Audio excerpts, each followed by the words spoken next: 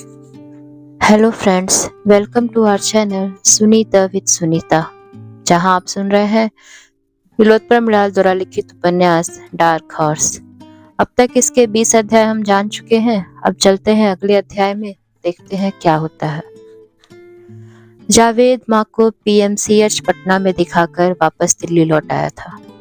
राय साहब भी तीखे खट्टे अनुभव लेकर घर से वापस आ गए थे। 2-2.5 महीने कब गुजर गए पता ही नहीं चला। रोज पत्रा पर रिजल्ट आने की अफवाहें उड़ती और एक दिन परिणाम आ ही गया। मनोहर लगातार राय साहब को फोन किए जा रहा था। उधर से कोई जवाब नहीं आ रहा था। संतोष को फोन लगाया तो पता चला उसका पीटी नहीं हुआ। मनोहर अपना खुद का रिजल्ट देखना भी जरूरी नहीं समझा।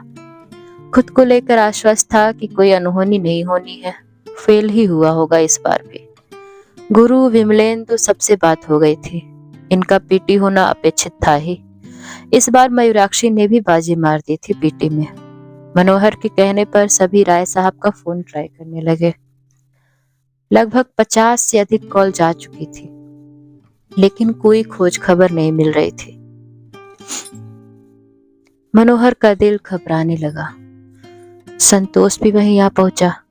तुरंत गुरु को बुलाया और राय साहब के कमरे पर जाने के लिए सब निकल गए। मनोहर ने कहा, कुछ उल्टा सीधा तो नहीं हो गया ना गुरु भाई? घर पर भी बहुत बेइज्जत होकर आए थे, परेशान थे। चुप करो, चलो पहले देखते हैं। वैसे डर तो मुझे भी इस बात का ही लग रहा है, गुरु ने सहम कर कहा। पुलिस को 100 नंबर पर डायल कर बता दिया जाए क्या कि फोन नहीं उठ रहा? संतोष ने पसीने से नहाए कहा। अरे नहीं भाई, चलो पहले चलकर हालात तो जाने, हो सकता है फोन गिर गया हो, गुरु ने कहा। फोन गिरता तो कोई उठाकर ऑफ कर देता। इतना रिंग हो रहा है पर ऑफ भी तो नहीं हो रहा है, मनोहर ने कहा। राय साहब ऐसा तो नहीं करेंगे, उन्हें लड़ना चाहिए था परिस्थितियों से। आईएएस ही सब कुछ थोड़े था, संतोष ने संदेह को लगभग सत्य पुष्ट करते हुए कहा। होनी अनहोनी की बातें करते तीनों दौड़ते हुए राय साहब के फ्लैट पहुंच चुके थे। सीढ़ियों पर चढ़ते तीनों के पांव कांप रहे थे। ऊपर पहुंचे तो दरवाजा सटा हुआ था। अब तीनों में किसी की हिम्मत ही नहीं बन पा रही थी कि दरवाजा कौन खोले। बड़ी दिलेरी और डर के साथ ज्यों ही गुरु ने दरवाजा खोला, त्यों ही एफएम पर एक निर्गुण बज रहा था। ये दुनिया पित्तल दी, ये दुनिया पित्तल दी। राय साहब नीचे चटाई पर आंख मूंदे नंग धड़ंग केवल एक आसमानी रंग का जंघिया पहने घुटे हुए थे। जंघिया के ऊपर उग आया सफेद सफेद धब्बा ऐसा लग रहा था जैसे भीम बेटका का भित्ति चित्र हो। गुरु ने आगे बढ़ जंघिया पर तौलिया रखा।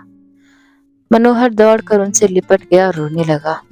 वह अभी तक कंफर्म नहीं था कि राय साहब जिंदा नहीं है, जिंदा ही है। राय साहब एकदम सचकचा कर उठे और डर गए। फिर तीनों को देखा। उनके साथ कभी ऐसा नहीं हुआ है कि वो सोए हों और फिर कोई आकर लिपट कर रोने लगे। वे भी यह दृश्य देखकर मनोहर से लिपट कर रोने लगे। उन्हें पता ही नहीं चला था कि मनोहर क्यों रो रहा है, पर मनोहर समझ गया कि राय साहब का पीटी नहीं हुआ है। राय साहब पहली बार एक साथ 3 बियर की बोतल गटक कर सो गए थे, इसलिए उनको अभी कुछ बहुत ज्यादा समझ नहीं आ रहा था। संतोष किचन से नींबू लाया, उनको चटाया गया। थोड़ी देर बाद उनको पूरी तरह से होश आया। गुरु भाई, अब हम बर्बाद हो गए। ये हमारा लास्ट अटेम्प्ट था, हमारा नहीं हुआ पीटी, सब खत्म। अब बस पीसीएस का सहारा है। पढ़ाई का तरीका बदलना होगा राय साहब। गुरु ने मुंह पोंछने के लिए गमछा दिया। आप पढ़ाई का तरीका बाद में बदलना, पहले ही जांघिया बदले। साला यूपीएससी के सिलेबस से ज्यादा पुराना हो गया है, गुरु ने कहा। गुरु के यह कहते ही माहौल हंसने हंसाने वाला हो गया।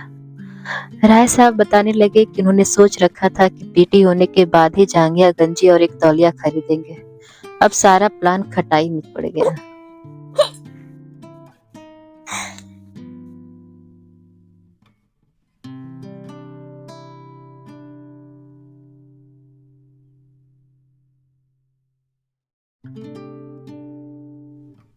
जाने दो, जाने दो बेटा। पिताजी को क्या कहें, यही वाला निर्गुण सुना दीजिएगा पिताजी को। ये दुनिया पित्तल दी, ये दुनिया पित्तल दी। सब ठहाका मारकर हंस। उस दिन सब अपने कमरे पर लौट आए। दिन भर तो राय साहब के चक्कर में निकल गया था। रात को संतोष जब कमरे पर अकेला था तब उसे महसूस हुआ कि वह पीटी में फेल हो चुका है। उसे रह रहकर राय साहब के ये कहे शब्द याद आ रहे थे कि हमारा लास्ट अटेम्प्ट था, सब खत्म, हमारा नहीं हुआ पीटी। सोचकर संतोष थर्रा गया। घर में उम्मीदों का डैम बांध कर आया था वह, टूट गया तो सब डूब जाएगा। यहाँ राय साहब जैसे धुरंधर चूक गए, कैसे करेगा इतना सब वो। संतोष बालकनी में आया, कुछ देर टहला, फिर अंदर चला गया। सोचने लगा कि एक दिन हमारा भी सब अटेम्प्ट खत्म न हो जाए। इतना सोचना था कि फूट फूट कर रोने लगा। घंटों रोता रहा। याद आ रहे पिताजी के शब्द और माँ के दुलार भरे बोल उसके कान फाड़ रहे थे। उसने कान पर हाथ रख लिए, दीवार से टिका, रात भर पड़ा रहा। सुबह सबसे पहले पिता को फोन लगाया। विनायक बाबू अभी स्नान के लिए जा ही रहे थे।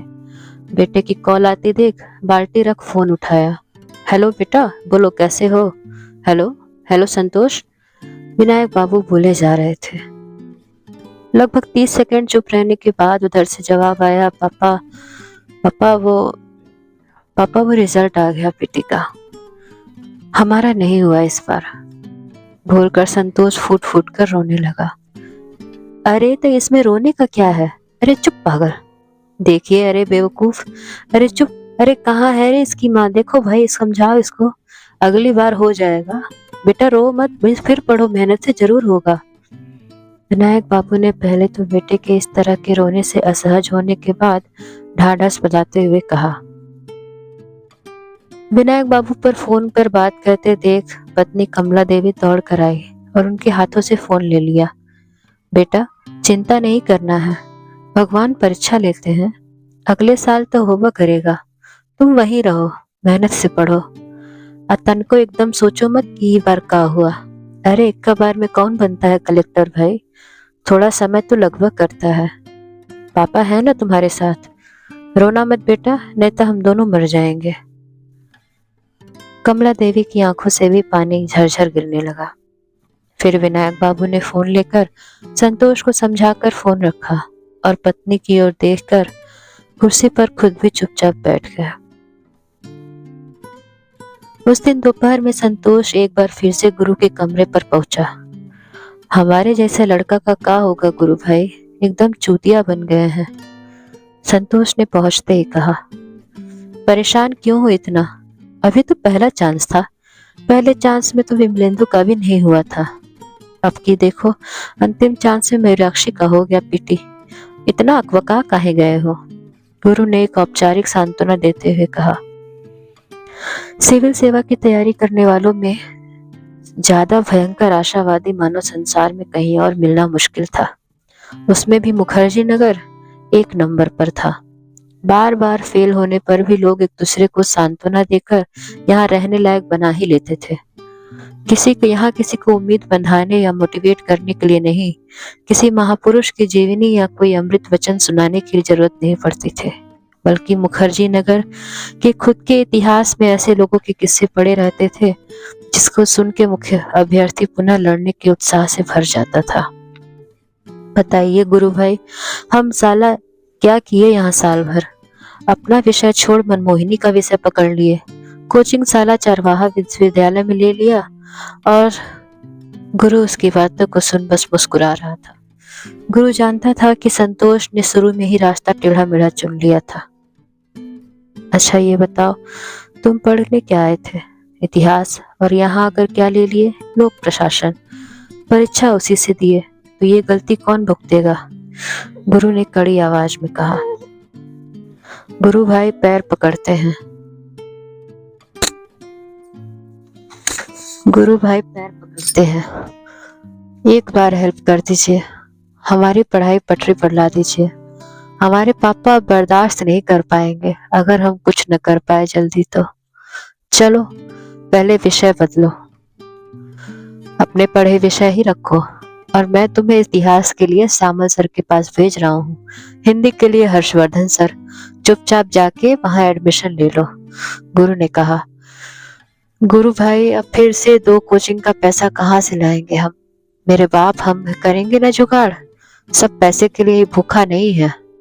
ऐसे भी टीचर हैं जो विद्यार्थी को विद्यार्थी समझ के पढ़ाते हैं, पैसा भजाने का चेक समझ कर नहीं।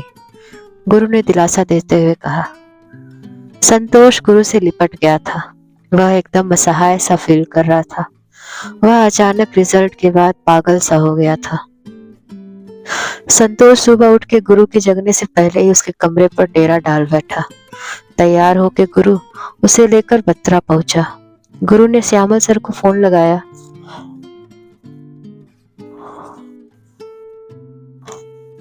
प्रणाम सर, एक एडमिशन के लिए मिलना था, मेरा ही मित्र है, गुरु ने फोन पर कहा। सीधे क्लास में भेज दो, इसके अलावा कोई और बात हो तो आओ। भला एडमिशन के लिए भी क्या मिलना है गुरु? इतने दिन हो गए, कहाँ हो तुम? श्यामल बाबू ने कहा। वहां से दोनों सीधे श्यामल सर की कोचिंग गए। श्यामल किशोर सिंह इतिहास के शिक्षक थे। वह मुखर्जी नगर के बाजार के लिए अनफिट पर विद्यार्थी के लिए बिल्कुल फिट आने वाले शिक्षकों में से एक थे। उनसे मिलकर संतोष को गांव के मास्टर साहब याद आ गए, जो महीनों पढ़ाते थे और शायद ही कभी किसी विद्यार्थी को पता चलने दिया कि ट्यूशन पढ़ाने की फीस भी लगती है। श्यामल सर के लिए पैसा और जुनून 2 अलग चीजें थी। उन्हें पढ़ाने का जुनून था। गुरु ने श्यामल सर से संतोष की सारी बातें बताई और सर ने सीधे क्लास करने की स्वीकृति दे दी। तय हुआ कि फीस पर कोई बात नहीं होगी, संतोष जितना जमा कर पाएगा उतना ही दे। संतोष श्यामल सर के पांव पर गिरने को झुका। श्यामल सर ने उसे उठाकर गले लगाया और कहा, अब की बार नहीं चूकने दूंगा, मेरे साथ साथ मेहनत करना है बस, ठीक है ना? फिर गुरु ने हिंदी साहित्य के लिए हर्षवर्धन चौहान सर से बात की। गुरु उनका शिष्य रहा था। संतोष की आप बीती सुनाकर उनसे अनुरोध कर वहां की फीस की रकम भी आधी करवा दी। संतोष सर हर्षवर्धन सर अपने खुले विचारों और उदार दिल के लिए जाने जाते थे। उन्होंने संतोष से कहा, भाई हमारे यहाँ और भी विषय पढ़ाए जाते हैं और रिसेप्शन पर एक स्मार्ट लड़की भी बैठती है। अब इस बार उसकी बातें सुन विषय मत बदल लेना, नहीं तो मैं आगे कुछ नहीं कर पाऊंगा और फीस भी पूरी ले लूंगा तब। सुनते ही गुरु और संतोष ठहाका लगा कर हंसे। दोनों जगह बात हो जाने के बाद संतोष काफी हद तक एक तनाव से निकल गया था। साल भर यहाँ रहते हुए भी उसे इन शिक्षकों के बारे में इतना कुछ नहीं जाना था। असल में वह शिक्षक प्रचार प्रसार और पोस्टरों से दूर थे और इन चमकीले भड़कीले पोस्टरों के बीच श्यामल किशोर या हर्षवर्धन चौहान जैसे शिक्षकों की वजह से ही मुखर्जी नगर अपनी गुणवत्ता के लिए जाना जाता था। ऐसे शिक्षकों की वजह से मुखर्जी नगर में हर साल आईएएस के लिए परिणाम देने में अव्वल रहा था। अब संतोष के सामने समस्या यह थी कि जितनी भी रकम वह लेके आए लगानी थी, उतनी भी वह कहां से लाए। साल भर अपने लिए कुछ न बचा कर रखा ही नहीं, सब उसकी पार्टी और मस्ती में जा चुका था। उसके बाद सब बस एक ही रास्ता था, माँ। साहस कर माँ को फोन लगाया और सारी कहानी और अपनी जरूरत सुनाई। 25,000 मांगे थे संतोष ने। एक साथ इतनी पैसों की बात पर भी माँ ने उसे निश्चिंत रहने को कहा। शाम को विनायक बाबू के घर में घुसते ही कमला देवी ने इस बात को छेड़ दिया। 25,000 की बात सुनते ही विनायक बाबू अटक गए। तभी उन्होंने बात वहीं काट दी और पैर हाथ धोकर आंगन की तरफ चले गए। रात को खाना खाते वक्त भी विनायक बाबू इसी मुद्दे पर कुछ नहीं बोले और न ही कमला देवी ने टोका, पर तनाव साफ दिख रहा था। एक खींचतान जारी थी। सुबह विनायक बाबू स्कूल के लिए निकल ही रहे थे कि कमला देवी से रहा नहीं गया। आप कुछ बोल क्यों नहीं रहे हैं पैसा देने की बात पर? बच्चे को जरूरत है तो बीच मझधार में कैसे छोड़ दें? अब अचानक इतना पैसा कहाँ से आएगा, आप ही बताइए। हम सोच के क्या करें, हमारा दिमाग तो खुद खराब हो गया है। विनायक बाबू कसम कसा कर बोले। ठीक है, आप जाइए, हम कर देंगे व्यवस्था। कमला देवी चुहानी में चली गई। आप कहाँ से कीजिएगा? विनायक बाबू हैरत में थे। गहना है ना घर में, 50,000 का तो होगा ही, बेच के रखते हैं, जितना जरूरत होगा उसको भेजेंगे। कमला देवी ने चूल्हे पर चढ़ी कढ़ाई को उतारते हुए कहा। विनायक बाबू बिना कुछ जवाब दिए चल दिए। शाम को स्कूल से आकर लौटने में थोड़ी देर हो गई थी। घर में घुसते ही चाय बनाने को कहा। कमला देवी चाय बनाकर तेजी से रखकर वापस चली गई। जरा फोन ले आइए, सुनिए, आप ही कह दीजिए फोन करके संतोष को कि पैसा डाल दिए हैं 30,000 रुपया, कहकर चाय पीने लगे।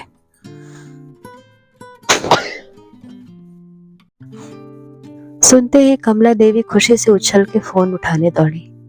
संतोष को फोन लगा के बता दिया कि पैसा जरूरत से ज्यादा भेज दिया है पापा ने। फोन रख दौड़कर विनायक बाबू के पास आई और कहा, आज खीर बना देते हैं, आपको बहुत पसंद है ना, कहते हुए चुहानी में चली गई। बेटे की जरूरत पूरी हो गई थी। उन्हें यह पूछने का ध्यान ही नहीं रहा कि विनायक बाबू इतने पैसे अपने एक परिचित से ब्याज पर लेकर आए थे। तब आज के लिए इतना ही, मिलते हैं अगले अध्याय में, तब तक के लिए नमस्कार।